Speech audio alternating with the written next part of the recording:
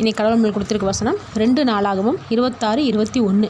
ராஜாவாகிய உசியா தன் மரண நாள் மட்டும் குஷ்டரோகியாய் இருந்து கர்த்தருடைய ஆலயத்துக்கு புறம்பாக்கப்பட்டபடினால் ஒரு தனித்த வீட்டிலே குஷ்டரோகியாய் வாசம் பண்ணினான்.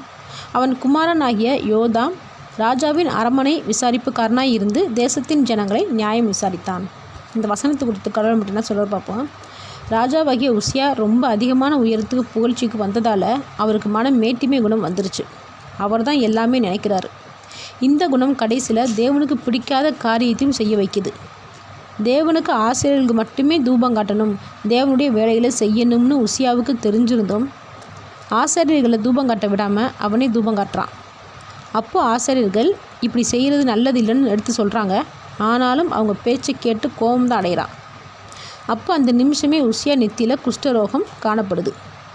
அதை பார்த்த பிரதான ஆசாரியராகிய அசரியாவும் மற்ற ஆசாரியரும் உனக்கு குஷ்டம் பிடிச்சிருச்சு, அதனால் தேவனோட இடத்துல இருந்து வெளியே போகணும்னு சொல்லிட்டாங்க.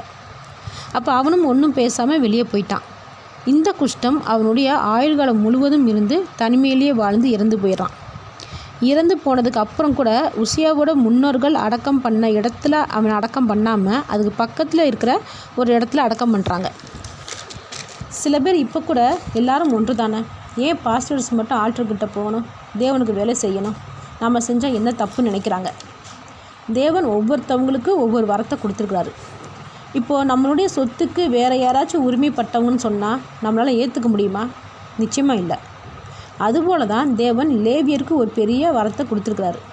அடுத்தவங்களுடைய வரத்தில் பங்கு அடையணும்னு நினைக்கிறது தப்பு.